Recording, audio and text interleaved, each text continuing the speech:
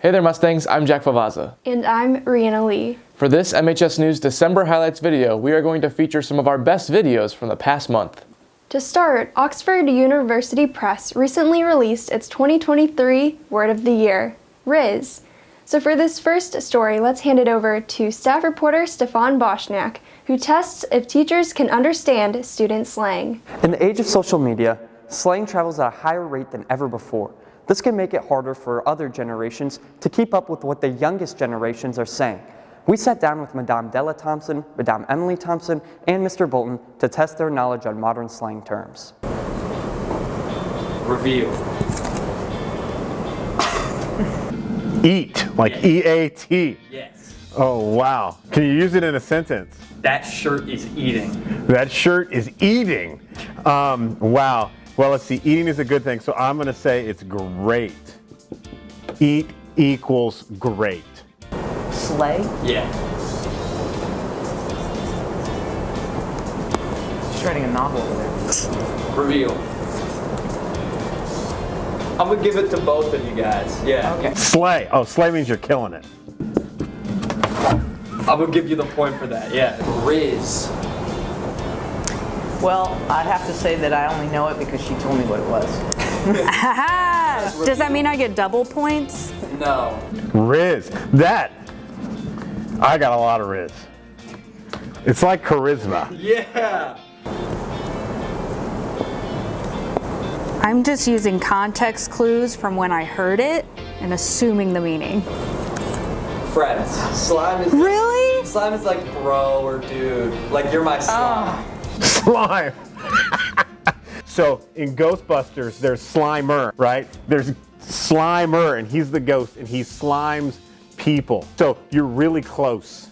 So I'm going to say that slime means you're close. Close in like you have a lot of shared experiences. I'll give you a half point for that. Half point, I'll take it. No, you just got to be who you are. The world moves too fast. They make me chuckle though. Like when you guys use a word I don't know, I'm like, okay, what is that? And they make me laugh. Every generation has always had slang, and it's basically their way to exclude the old people. I want to have a conversation that the old people aren't part of, and that's cool. I did it too, right? And so that's why I don't feel like a need to be like, that's your slang, that's your deal. I'm not supposed to be part of that. So let's go do it. Because let's be real. High school, been there, done that. I don't need to be involved in that part of high school life again. I've done that. Since 1968, South Tech High School has offered a half day of hands-on learning to students in the St. Louis area. Associate producer Elliott Jorgensen has more.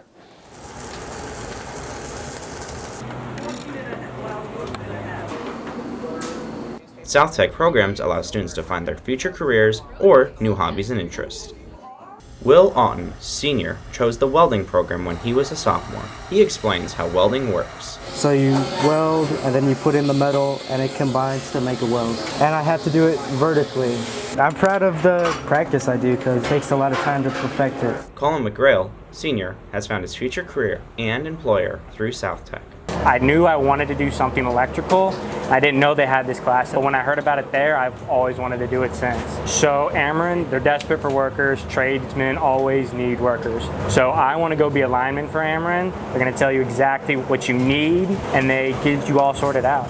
So they're really helpful in that. Kaylee Luker, senior, has also found her future career path. She describes how the EMT class works and some of the challenges that come with it. You just learn basic stuff to pass the NREMT test, which is National Registry. It's nothing like you would ever see in a normal classroom setting. The test is extremely difficult. It gives you situations and you have to apply what you've learned to the situation given to you so you don't kill somebody.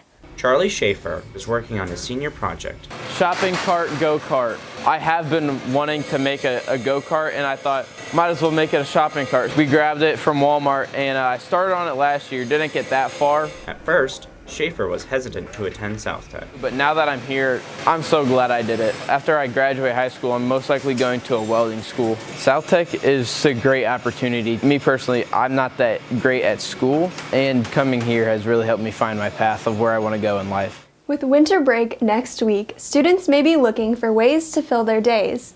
One day trip option is to visit America's National Churchill Museum in Fulton, Missouri, an hour and a half away. An iron curtain has descended across the continent.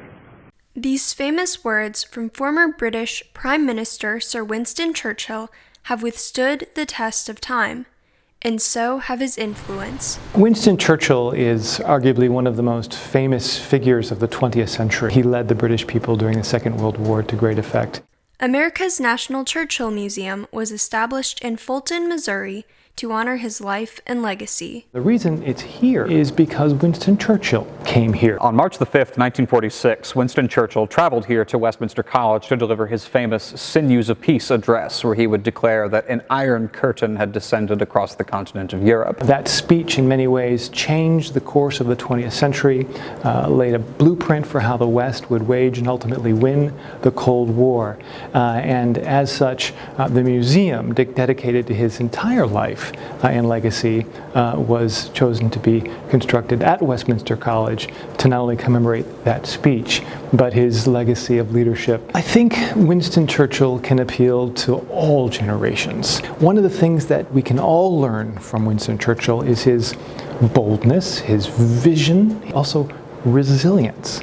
Winston Churchill once said that in war you can be killed once, in politics many times. It's really, I think, an important lesson for all of us that no matter what slings and arrows life can throw at us, very much like they came at Winston Churchill, he can be resilient and come through it. It's a real treasure trove of primary source documents that we can read and explore to discover the past, to inform us in the present, and I think, as Churchill would have liked, to help us build a better future. That's a wrap for today's MHS News December Highlights video. Be on the lookout for our next Highlights video that will be released with a Marquette Messenger at the beginning of February. In the meantime, stay connected with us at Your MHS News on Instagram for fun video content and more teasers. Until then, I'm Rhianna Lee. And I'm Jack Favazza, signing off for MHS News. My name's Elliott. My name's Miles. And today we're going to make holly wreath cookies. What you'll need is a pack of marshmallows. You will need a stick of margarine, these cinnamon imperial cornflakes. You also need vanilla extract and this green coloring. So after you count out all 33 of your marshmallows, you can put your non-stick pan onto the burner, and then you put in full stick of margarine. After the marshmallows are melted, you will do a teaspoon of vanilla extract and green food coloring. 4.5 cups of cornflakes. Now I'm mixing in marshmallow mix with our cereal. They don't need to be any size, they're not going into the oven. And now you can make your very own holly cookies. Thank you all for watching. Bye-bye.